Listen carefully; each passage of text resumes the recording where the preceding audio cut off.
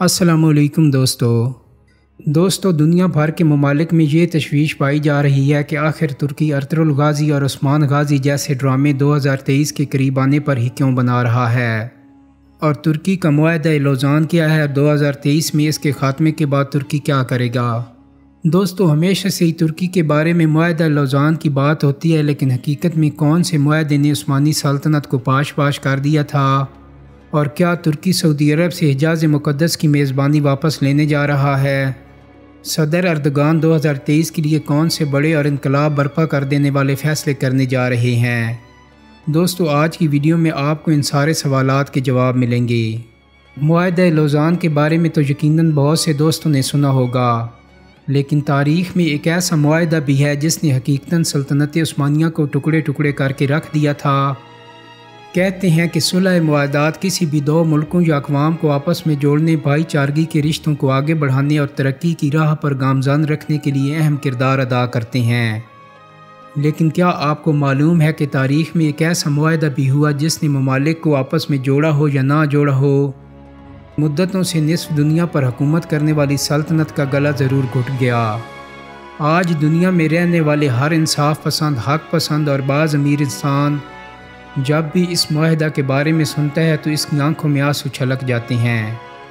جی ہاں دوستو، یہ وہی دن تھے جب نئی جمہوریہ ترکی نے اپنے یورپی آقاؤں کے آگے من و عن تسلیم کر کے تمام اختیارات سے سبکدوشی اختیار کر لی تھی۔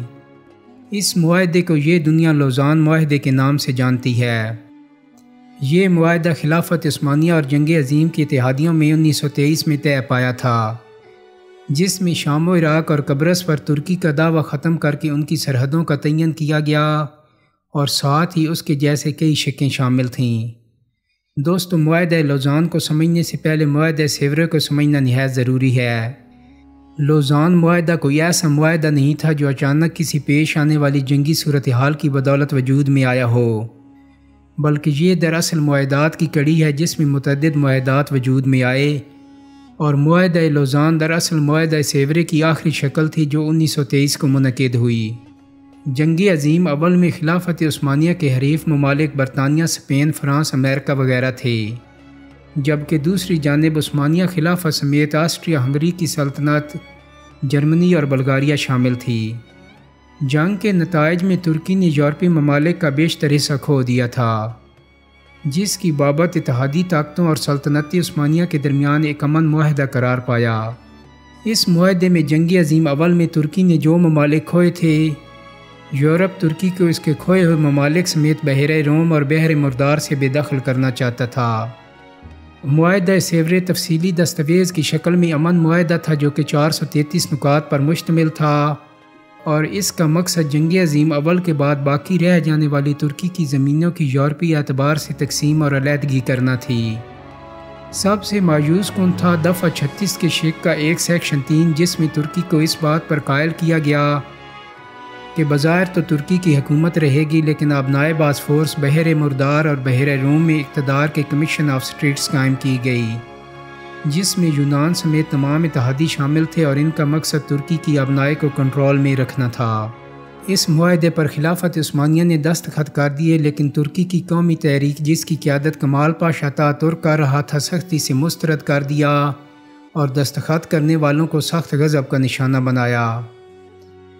اس طرح سمجھیے کہ یہ معاہدہ ایک ایسا معاہدہ تھا جس نے خلافت عثمانیہ کا گلا گھونٹ کر رکھ دیا تھا، ایک ایسا معاہدہ جو اگر قرار پا جاتا تو ترکوں کو شاید صفحہ ہستی سے نابود کر دیا ہوتا، لیکن سازشی یہودی دماغ نے دراصل کچھ اور ہی کھیل کھیلا تھا۔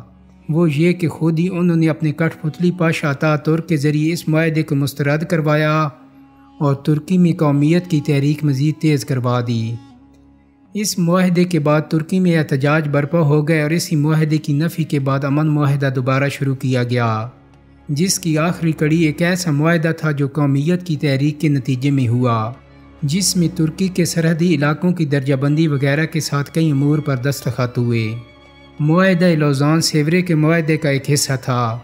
اس سانیہ کو 2023 میں 100 برس پورے ہو جائیں گے۔ کئی برسوں سے ترکی اور اب حالیہ کچھ عرصے سے پاکستان میں بھی یہ خبریں گردش کر رہی ہیں کہ اگلے 5 برس میں ترکی اور مغرب کے درمیان طے پانے والے بعض معاہدوں کی 100 سالہ مدت پوری ہو جائے گی۔ اس کے نتیجے میں نہ صرف ترکی کو اپنی حدود میں تیل نکالنے اور ابنائے باسفورس سے گزرنے والے جہازوں پر ٹیکس لگانے کا اختیار مل جائے گا، بلکہ مکہ مکرمہ اور مدینہ منورہ بھی سعودی حکومت کے بجائے ترکی کے کنٹرول میں آ جائیں گے۔ یہ تینوں انتہائی حیرت انگیز خبریں پھیلانے والوں کا دعویٰ ہے کہ ترکی اور مغرب کے درمیان خفیہ معاہدوں کے تحت ترکی کو اپنی سرزمین سے تیل نکالنے سے روک دیا گیا تھا۔ اس طرح ابنائے باسفورس سے گزرنے والے بحری جہازوں پر وہ 2023 تک ٹیکس بھی نہیں لگا سکتا۔ اس کے علاوہ انگریزوں نے ایک خفیہ معاہدے کے تحت سابق سلطنت عثمانیہ میں شامل حجاز کا علاقہ سعودی حکومت کے حوالے کیا تھا۔ یہ معاہدہ اگلے سال ختم ہو رہا ہے اور اسلامی دنیا کی قیادت دوبارہ ترکی کے ہاتھ میں آ جائے گی۔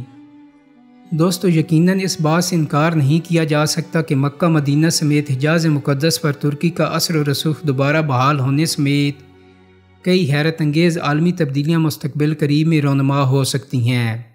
اس کا سب سے بڑا سبب موجودہ ترک صدر رجب طیب اردگان کا وہ منصوبہ ہے جس کے تحت 2023 تک ترکی کو اتنا ہی طاقتور اور بااثر عالمی قوت بنانا ہے جتنا کہ سلطنت عثمانیہ تھی۔ یہ منصوبہ 2010 میں ترکی کے اس وقت کے وزیر خارجہ احمد داؤد اوغلو نے تیار کیا تھا، لیکن سلطنت عثمانیہ کے غیر رسمی ایام پر اس سے بھی پہلے شروع ہو چکا تھا۔ اس منصوبے کو نو عثمانیت کا نام دیا جا رہا ہے۔ ترک عوام بڑی محبت سے اسے یعنی عثمانلی کہتے ہیں۔ سلطنت عثمانیہ کی کسی نئی صورت میں عیاء کی خبریں ترکی میں بلا سبب نہیں پھیل رہیں۔ سب سے زیادہ افواہیں معاہدہ لوزان کے بارے میں ہیں جس پہ ترکی نے 1923 میں دستخط کیے تھے۔ کئی لوگ سمجھتے ہیں کہ اس معاہدے کے ایک خفیہ شق کے تحت ترکی کو پابند کیا گیا ہے کہ وہ اپنی سرزمین پر تیل کے لیے ڈرلنگ نہیں کر سکتا۔ اس کے بارے میں ترکی کے جنوبی ساحلی شہر مرسین سے تعلق رکھنے والے الیکٹرک انجینئر متین و ساورن کا کہنا ہے کہ ترکی میں ہر برسی اخبارات میں خبریں آتی ہیں کہ فلاں جگہ تیل کے ذخائر دریافت ہوئے ہیں، لیکن پھر خاموشی چھا جاتی ہے۔ تیل تلاش کرنے والے سرکاری اداروں کے ماہرین نے خود انہیں بتایا ہے کہ جب بھی وہ کوئی نئی دریافت کرتے ہیں تو انہیں اعلیٰ انتظامیہ کی طرف سے کہا جاتا ہے کہ مذکورہ جگہ پر نشانی لگا کر اسے سیل کر دو۔ معاہدہ لوزان کے حوالے سے ایک اور خبر یہ ہے کہ 2023 کے بعد ترکی ابنائے باسفورس سے گزرنے والے بحری جہازوں سے راہداری ٹیکس وصول کرنا شروع کر دے گا۔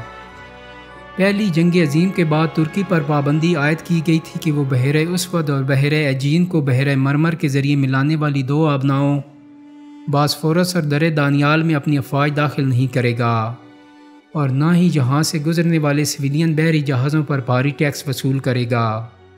معاہدہ لوزان کے کچھ عرصے بعد ترکی نے یونان کے ساتھ اپنے کشیدہ تعلقات کے باعث کچھ خدشات ظاہر کیے اور 1936 میں ایک نئے مانٹرو کنونشن پر دستخط ہوئے، جس کے تحت ترکی کو ان دونوں آبی گزرگاہوں میں اپنی افواج رکھنے کی اجازت دے دی گئی، جبکہ سویلین جہازوں کی آزادانہ آمد و رفت کی شرط برقرار رکھی گئی۔ ایک اور شرط یہ ہے کہ بحیرہ احمر سے تعلق رکھنے والے ممالک کے سوا کسی بھی ملک کے جنگی جہاز ان آبناؤں میں داخل نہیں ہو سکتے۔ معاہدے کے تحت آبی گزرگاہوں کے استعمال پر ترکی معمولی رقم وصول کرتا ہے۔ تیسری خبر حجاز مقدس کے بارے میں ہے۔ کئی لوگوں کا خیال ہے کہ 2023 کے بعد مکہ اور مدینہ سمیت حجاز کے علاقوں پر کنٹرول ترکی کو واپس مل جائے گا، اور یہ کہ مغربی طاقتوں نے سعودی عرب اور ترکی میں کوئی خفیہ معاہدہ کرایا تھا۔ دوستو، مشرق وسطیٰ کے تیل کے وسائل پر کنٹرول حاصل کرنا، آبنائے باسفورس سے گزرنے والے جہازوں پر ٹیکس لگانا اور حجاز مقدس پر اثر و رسوخ بڑھانا ترکی کے بڑے اہداف میں شامل ہے۔ 2023 تک ترکی یہ اہداف حاصل کرنے کے لیے تیزی سے پیش رفت کر رہا ہے، اور یہی پیش رفت نہ صرف ترکی اور دیگر ممالک میں 1923 کے خفیہ معاہدوں سے متعلق افواہیں پھیلا رہی ہے، بلکہ عربوں کو بھی پریشان کر رہی ہے۔ نو عثمانیت یا یعنی عثمانلی نامی منصوبے کے بظاہر دو حصے ہیں۔ ایک حصہ اعلانیہ ہے جسے رجب طیب اردگان کے وین 2023 کا نام دیا گیا ہے۔ اس میں ترکی کی معاشی ترقی کے حوالے سے اہداف کا ذکر ہے، لیکن دوسرا غیر اعلانیہ حصہ زیادہ اہم ہے جس پر خاموشی سے عمل ہو رہا ہے۔ یعنی عثمانلی کی پالیسی کو ایک جملے میں یوں بیان کیا جاتا ہے: جمہوریہ ترکی ان تمام ممالک اور خطوں کے ساتھ تعلقات مضبوط کرے گا جو ماضی میں سلطنت عثمانیہ کا حصہ تھے۔ یاد رہے کہ سلطنت عثمانیہ قفقاز سے لے کر شمالی افریقہ اور یورپ میں بلقان تک پھیلی ہوئی تھی، اردن، فلسطین، مصر، عراق، شام اور حجاز اس کا حصہ تھے۔ گو کہ یعنی عثمانلی میں ان علاقوں پر دوبارہ کنٹرول کی بات نہیں کی گئی، لیکن تعلقات مضبوط کرنے کی بات سے بھی عرب ممالک بالخصوص سعودی عرب اور متحدہ عرب امارات پریشان ہیں۔ کئی واقعات سے ظاہر ہوتا ہے کہ ان کی پریشانی کچھ ایسی بے جا بھی نہیں۔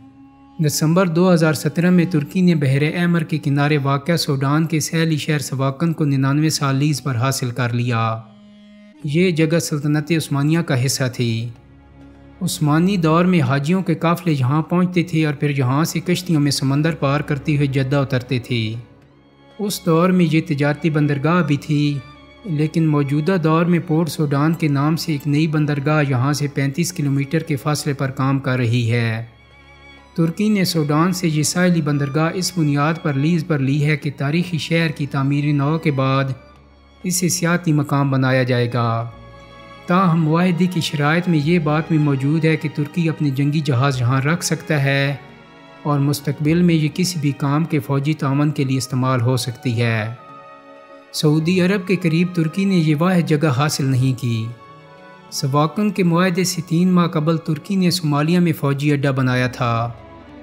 سواکن بندرگاہ یعنی عثمانلی کا کتنا اہم حصہ ہے، اس کا اندازہ ترک صدر اردگان کی سوڈان میں کی گئی تقریر سے لگایا جا سکتا ہے۔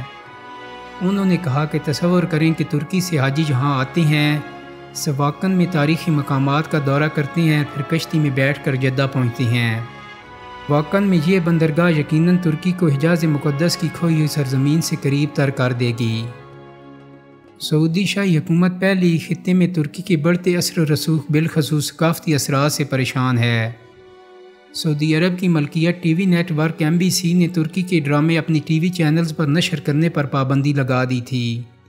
یاد رہے کہ MBC مشرق وسطی کا سب سے بڑا ٹی وی نیٹ ورک ہے، جس کے تحت کئی سیٹلائٹ چینلز مختلف عرب ممالک میں نشریات پیش کر رہے ہیں۔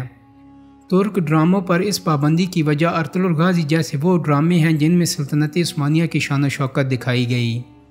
پچھلے کئی برسوں سے استنبول میں آبنائے باسفورس کے متوازی ایک اور نہر نکالنے کے منصوبے جاری ہیں۔ اس نئی نہر یا چینل کی تکمیل کی صورت میں استنبول کا یورپی حصہ جزیرے میں تبدیل ہو جائے گا۔ ترک حکومت نے منصوبے کا جواز یہ پیش کیا کہ آبنائے باسفورس پر جہازوں کی ٹریفک بہت زیادہ ہے اور نئی چینل اس دباؤ میں کمی لانے میں معاون ثابت ہوگی۔ تاہم یہ بات بھی کھل کر کہی جا رہی ہے کہ نئی سمندری بندرگاہ پر معاہدہ لوزان کا اطلاق نہیں ہوگا اور یہاں سے گزرنے والے جہازوں سے ترک حکومت اپنی مرضی کا ٹیکس وصول کر سکے گی۔ دوسری جانب آبنائے باسفورس سے گزرنے والے جہازوں پر ترک حکومت نے نئی پابندیاں لگانا شروع کر دی ہیں۔ یہ پابندیاں حال ہی میں لگائی گئی ہیں، جن کے تحت جہازوں کے کپتان پابند ہوں گے کہ وہ آبنائے باسفورس میں داخل ہونے سے پہلے ایک تفصیلی سیفٹی لسٹ جمع کرائیں۔ اسی طرح 300 میٹر سے زیادہ طویل جہاز 10 دن پہلے اپنی آمد کی اطلاع دیں گے۔ ترک حکومت آبنائے باسفورس سے گزرنے والے بحری آئل ٹینکرز کے خطرناک ہونے کا نقطہ پہلے ہی کئی بار اٹھا چکی ہے۔ دوستو، ایسے حالات میں کہا جا سکتا ہے کہ معاہدہ لوزان ختم ہونے کے بعد ترکی ایک دفعہ پھر سے ایکشن میں ہوگا۔ دوستو، کیا آپ بھی سلطنت عثمانیہ کو دوبارہ دیکھنا چاہتے ہیں؟ کمنٹس میں اپنی قیمتی رائے سے ضرور آگاہ کیجیے گا۔ امید کرتا ہوں کہ میری آج کی ویڈیو آپ کو پسند آئی ہوگی۔